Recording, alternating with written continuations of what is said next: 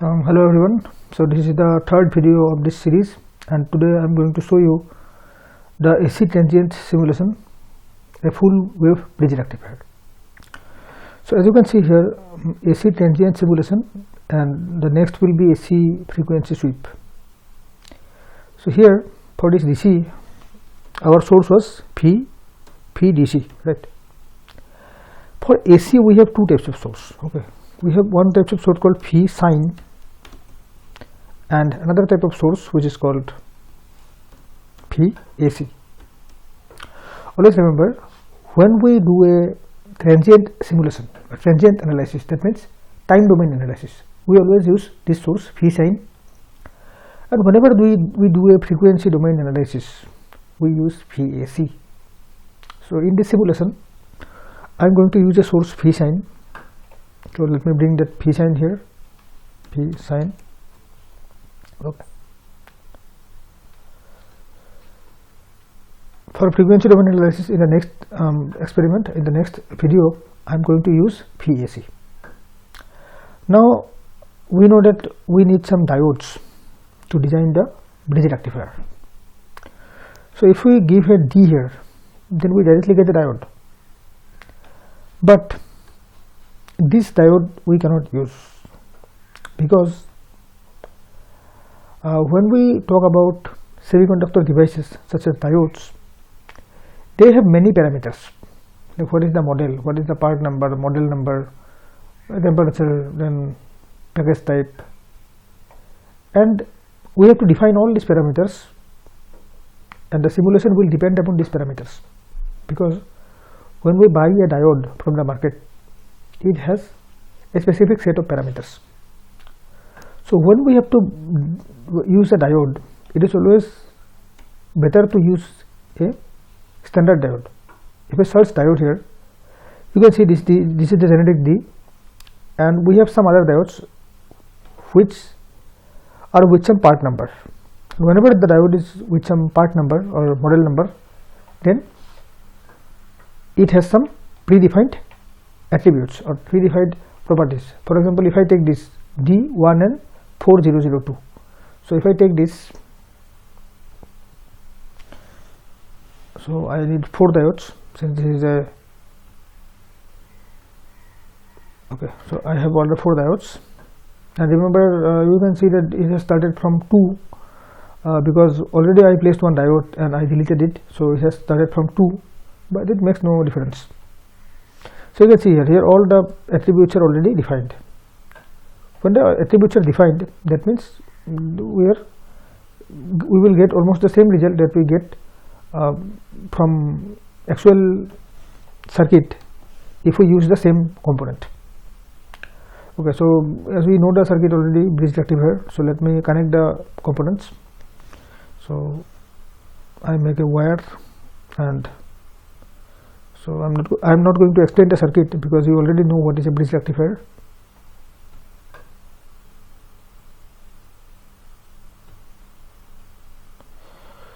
So I'll just make the connection quickly.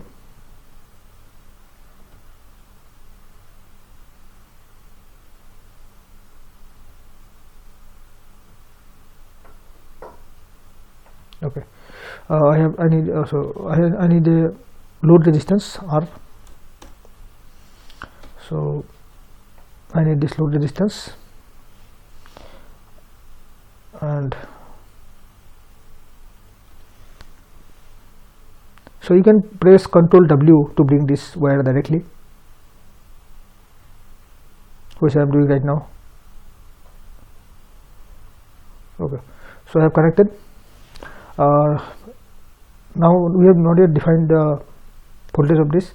So see, there are many parameters in this particular P sine, but we have to set only 3 parameters. Okay, one is P offset. So our offset is always 0. For an ideal AC source, the offset voltage is always 0, and amplitude let's say 10 volt,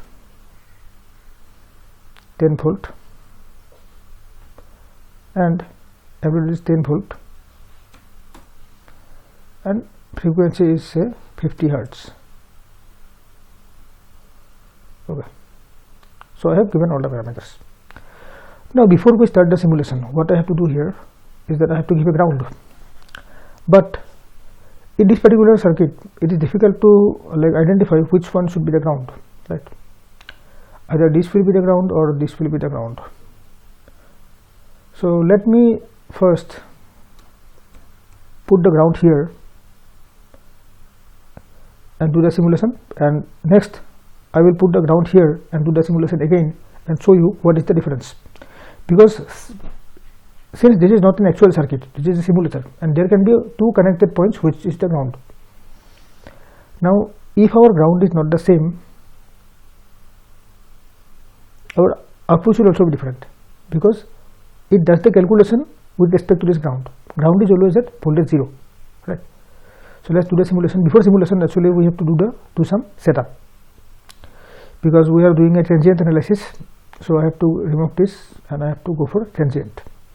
So transient setup, let's do the simulation from 0 second to 100 microsecond, because since our frequency is 50 Hertz, so 100 millisecond is good enough. This depends upon, you should have at least 3 or 4 waveforms in the simulation result, then only you can get a good approximation of the good idea of what is going on. Okay. So let's close this and I do the simulation. Simulate. Okay, so I have to save this file. So okay, I already made the rectifier, so I just replace this by the new file, and okay, this is come. So simulation plot at trace. Okay, so you can see there are so many voltages and currents that you will always get confused by looking at this. So for now, what I do here, I remove the currents and I remove the alias names. So see, here basically 3 voltages, PD1, PD2, PD3 and PD4. Basically these are only, so PD1 if you see, so we have given all the 4. So this green is the, okay, let me show you one by one, then only it will be easier for you to understand. This address. Now see, let me show you what I want to, let me first tell you what we are going to do. See, for the AC analysis, okay, in the positive half cycle what happens, the diode it is going through this particular line, right, and then since this is positive, in the positive half cycle it will go towards this, then this, then this, and finally this. So we will see D3 and D4, D3 and D4, voltage VD3 and PD4, PD3 and PD4. Okay. D4 is the red and this is green. As you can see here, this D4, that means this particular region, this point is directly connected to the ground, PD4. So the voltage across the diode, and all the, and since this part is actually short circuited, so we get PD4 equal to 0. That means the voltage drop across diode is 0. So all the voltage, when the current moves from here to here to here, all the voltage drops across the resistor and no voltage drops across this diode. But there is a small amount of voltage, you can see here,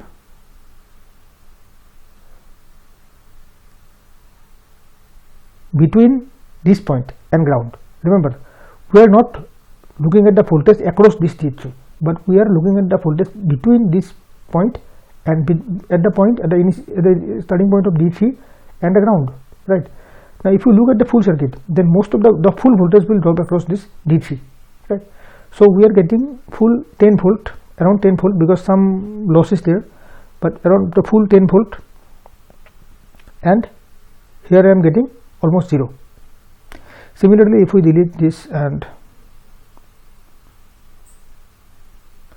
now see here, this is green is okay. Let me just delete this trace and address.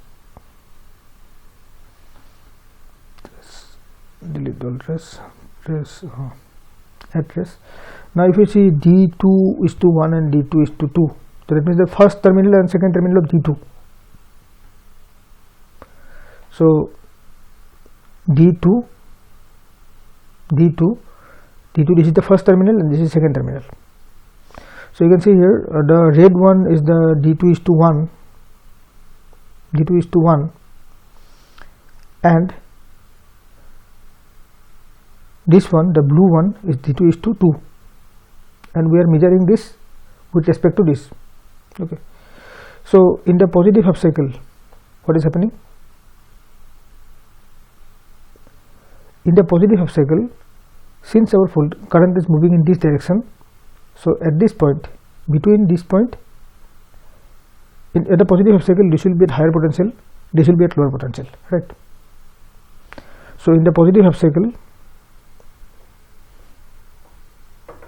D2 is to 1, you can see this is small, very small, because in the positive half cycle, the current will be flowing like this, like this, like this. Okay. So there will be very small voltage drop across this diode, and in the negative half cycle, you can see in the negative half cycle the voltage will be like this, because now the current will flow from this direction, but this point we have already assumed that this is ground. So basically we can do the calculation like this. So most of the voltage will drop across this, or not across this, but we will get a very high voltage at this point in the negative half cycle. So I think you can visualize it. Secondly, if we put this ground here, so we can see that this is not so easy to understand when we put the ground here. If we put the ground here, then again we do the simulation. Option, analyze, simulate. Now we can see we have the PD2, PD2, PD3 and PD4. Let me just close this and reopen this. If we simulate this, our simulation is done. Now trace at trace. So I want to plot the voltage. So what I want to do is that I want to plot the voltage across this R1. So see, R11 and R12, there are two voltages. So I have to select R1. If we select R12, R11 and R12, so you can see these are the two terminals of this. These are two terminals R1. So since this is connected to ground, so I think this is the R11 and this is R12. So R11 is connected to ground, so it is always 0, and R12 is this particular end. So it is not mentioned actually in this figure, but we can look at this.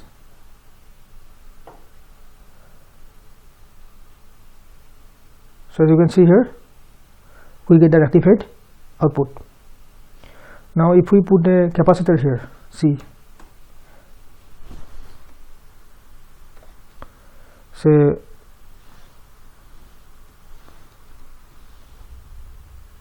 1000 microfarad, so 1000 microfarad will be good enough. 1000 U. If you have a 1000 microfarad capacitor here, and we do the simulation again,